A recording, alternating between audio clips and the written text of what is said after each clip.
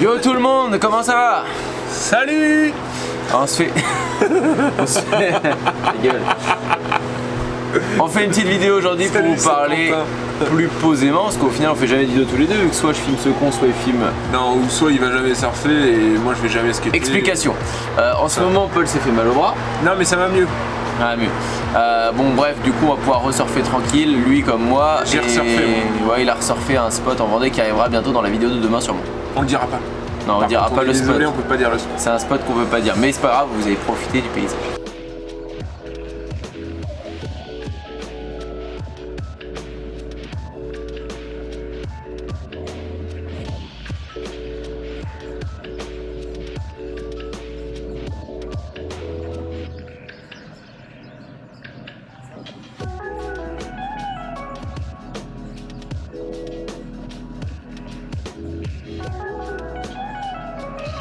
Dans cette vidéo, on va vous parler de comment on fait pour surfer tout le temps tranquille.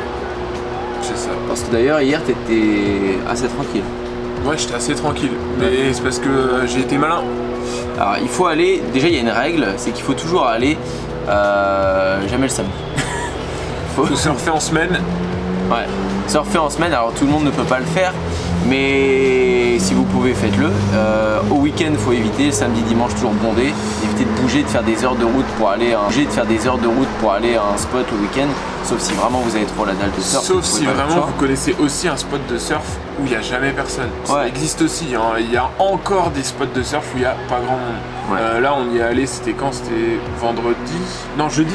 Jeudi, ouais. Jeudi. Et je sais que ce spot-là, il n'était pas beaucoup fréquenté, donc on pouvait surfer tranquille. Ouais, et sinon, l'autre chose à faire, c'est d'aller quand il pleut. Quand il pleut, vous vous motivez jamais. Un temps de merde. Ouais, quand il y a un temps pourri, au final, des fois, il y a des bonnes vagues. Même quand il y a du vent, vous avez souvent des bouts à choper.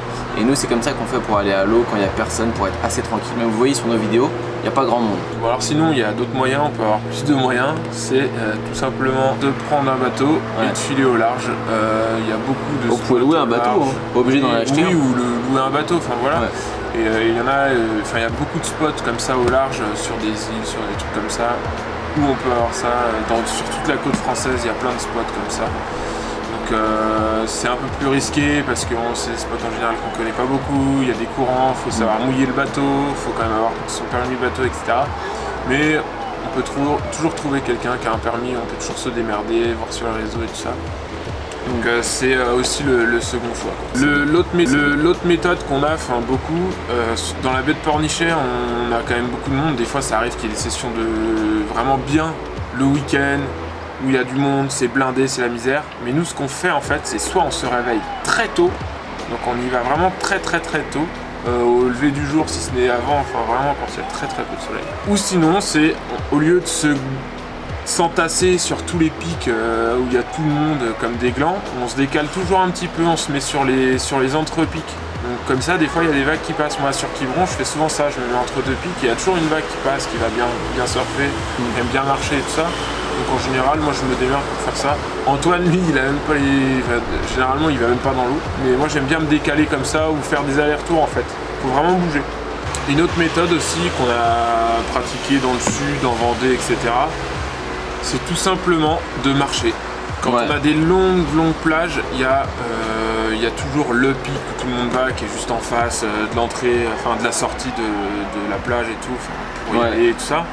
Tous les gens ils vont aller là, et si on se détermine un petit peu à marcher dans les endroits un petit peu plus accidentés, où il y a les dunes, machin, où il faut marcher, ou traverser la forêt et tout ça, c'est carrément mieux de prendre son temps et d'aller marcher, et au moins vous aurez votre pic tout seul, vous prendrez vos vagues tranquilles avec les potes, vous faites une session entre potes à 4, 5, enfin bref. Ouais, ça n'a pas de prix, ça change tout. Et voilà, vraiment bouger, marcher, on l'a fait une fois aussi, sinon c'était location de fat bike, c'est les vélos avec les grosses roues là, électriques, où on check le meilleur pic, sur toute la côte en fait, sur tout le beach break qu'il y a sur la grande plage. Et c'est une autre méthode qu'on aime bien aussi faire, marcher ou prendre des fat bikes. Ouais, et scruter sur Google. Ouais, enfin voilà, il n'y a pas 36 000 choses à savoir là-dessus, mais voilà, ces petits conseils, ça va vous aider à surfer tranquille. Là, on voulait aussi vous parler de quelque chose de nouveau. Je ne sais pas si vous avez déjà connu les planches que vous pouvez acheter en leasing. C'est des choses qui se font et on a trouvé une personne qui le fait.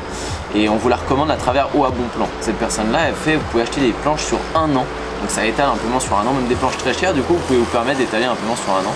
Je sais pas si ça peut en intéresser quelques-uns, mais ça peut être efficace. Nous, ça paraît assez logique parce que bon, ça coûte quand même très cher les planches. Ouais. On a toujours l'attente de la payer, etc., d'avoir assez de sous pour la payer, c'est assez galère.